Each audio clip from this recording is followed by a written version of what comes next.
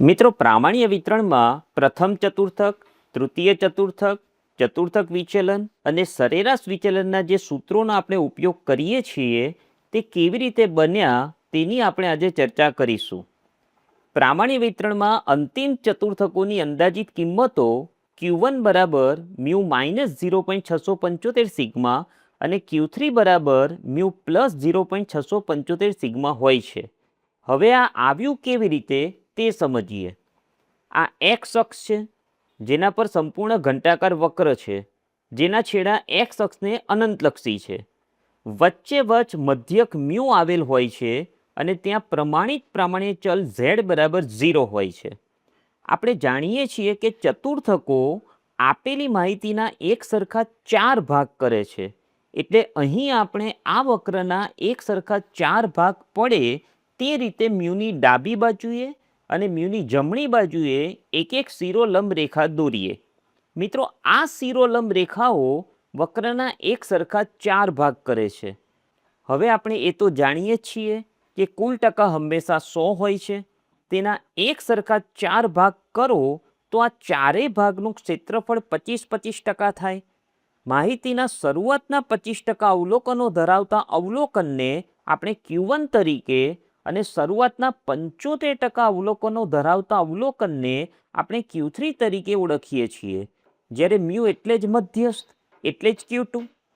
હવે Q1 થી Q2 વચ્ચેના અંતરાલનું ક્ષેત્રફળ 25% એટલે કે 25/100 એટલે કે 0.25 થાય. જેના માટે Z કોષ્ટક ઉલટું જોઈએ.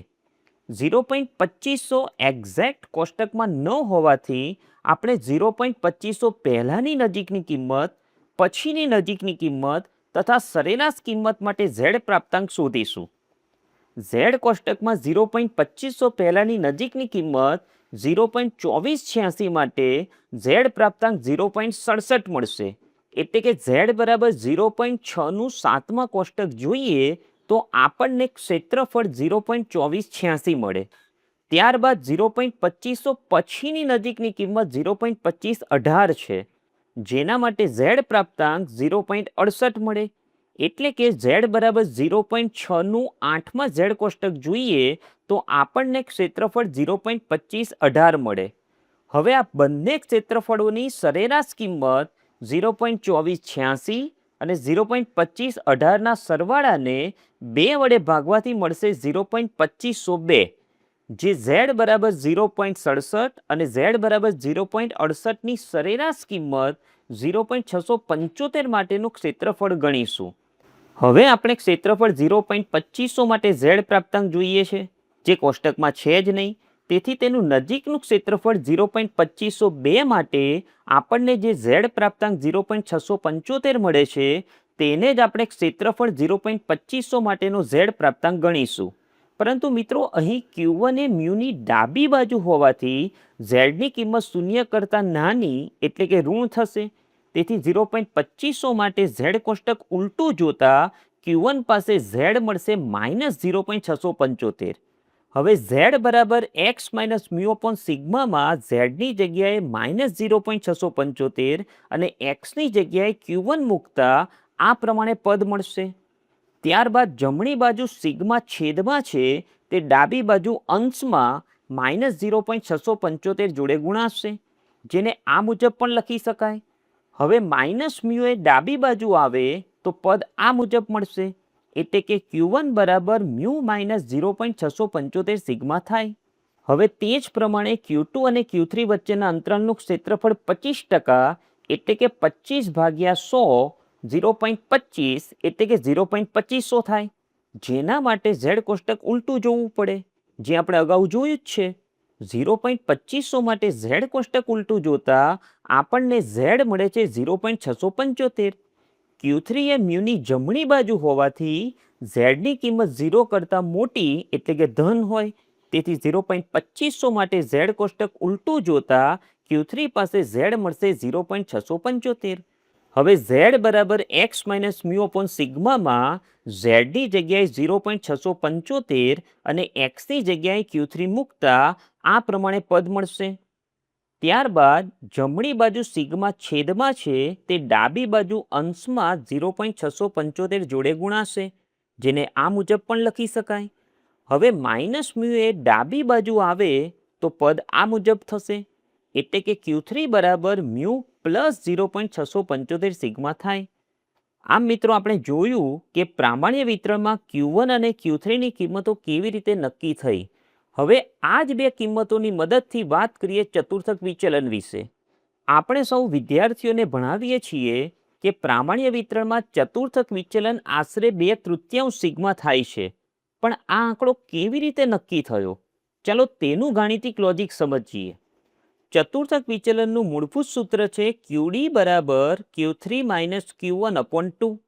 આ સૂત્રમાં આપણે Q3 અને Q1ની અગાઉ મેળવેલી કિંમતો મૂકી દઈએ. હવે જ્યારે આપણે કૌંસ ખોલીએ છીએ ત્યારે માઇનસની નિશાની અંદર જતા પાછળના પદોની નિશાની બદલાઈ જાય છે. તમે જોઈ શકો છો કે એકવાર પ્લસ મ્યુ છે અને એકવાર માઇનસ મ્યુ છે. આ બંને કેન્સલ થઈ જશે. હવે અંશમાં આપણી પાસે 2 વખત 0.675 સિગ્મા વધે છે, એટલે કે સરવાળો થશે 2 ટાઈમ્સ 0.675 સિગ્મા. છેદમાં રહેલા 2 સાથે અંશનો 2 ઉડી જશે, એટલે આપણો અંતિમ જવાબ આવશે 0.675 સિગ્મા. હવે અસલી કનેક્શન આ બોક્સમાં છે. આપણી પાસે QDની કિંમત 0.675 સિગ્મા આવી છે. જો આપણે અપૂર્ણાંક 2/3નો ભાગાકાર કરીએ તો તેનો જવાબ 0.6667 આવે છે.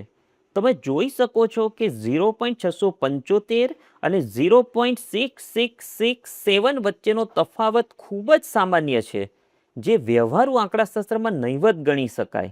બસ આ જ સામાન્ય તફાવતને અવગણીને ગણતરીઓ ઝડપી અને સરળ બનાવવા માટે આંકડાશાસ્ત્રમાં સાર્વત્રિક રીતે એ સ્વીકારી લેવાયું છે કે પ્રામાણ્ય વિતરણ માટે ચતુર્થક વિચલન QD બરાબર 2/3 સિગ્મા થાય. હવે આપણે પ્રામાણ્ય વિતરણના બીજા એક અત્યંત અગત્યના માપ સરેરાશ વિચલનની ચર્ચા કરીશું. પ્રામાણ્ય વિતરણનું સરેરાશ વિચલન આશરે 4/5 સિગ્મા થાય છે. પણ શું આપણે ક્યારેય એ વિચાર્યું છે કે આ 4/5નો આંકડો આવ્યો ક્યાંથી?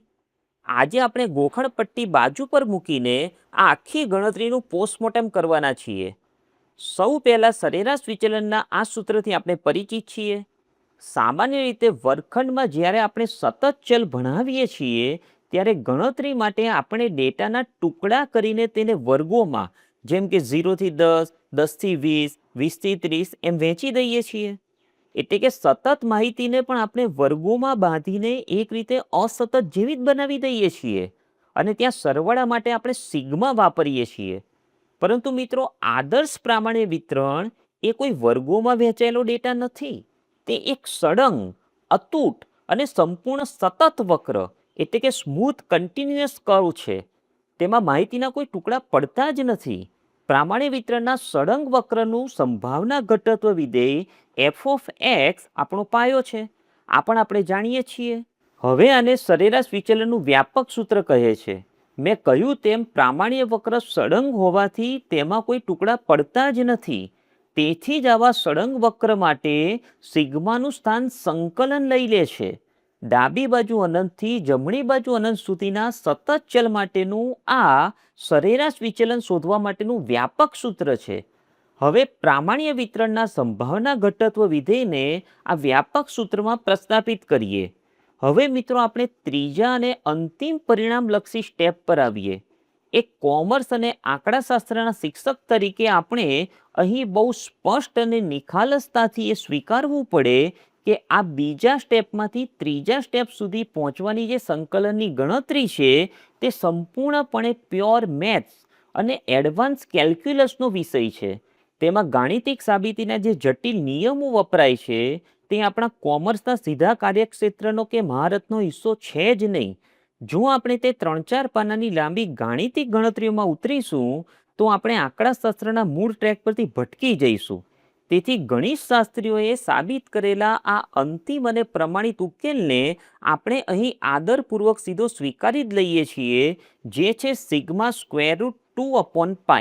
આપણું મુખ્ય કૌશલ્ય આ તૈયાર મળેલા પ્રમાણિત પરિણામનો ઉપયોગ કરીને આગળની સાદી ગણતરીઓ સમજાવવાનું અને તેમાંથી યોગ્ય આંકડાશાસ્ત્રીય તારણો કાઢવાનું છે.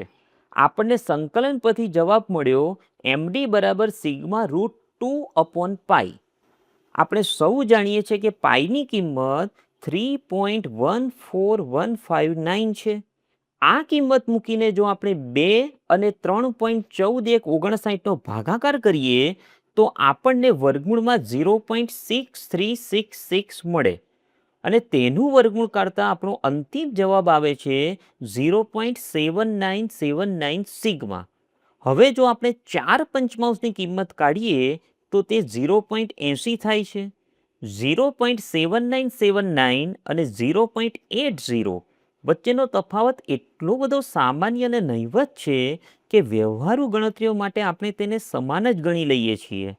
બસ આ જ કારણ છે કે આંકડાશાસ્ત્રમાં દાખલા ગણવા માટે આપણે સીધું સ્વીકારી લીધું છે કે પ્રામાણ્ય વિતરણનું સરેરાશ વિચલન 4 પંચમાંશ સિગ્મા થાય છે. છે ને એકદમ રોચક માહિતી? તો મિત્રો, આશા રાખું છું કે આ સૂત્રો પાછળનો સૈદ્ધાંતિક ખ્યાલ હવે તમને એકદમ સ્પષ્ટ થઈ ગયો હશે.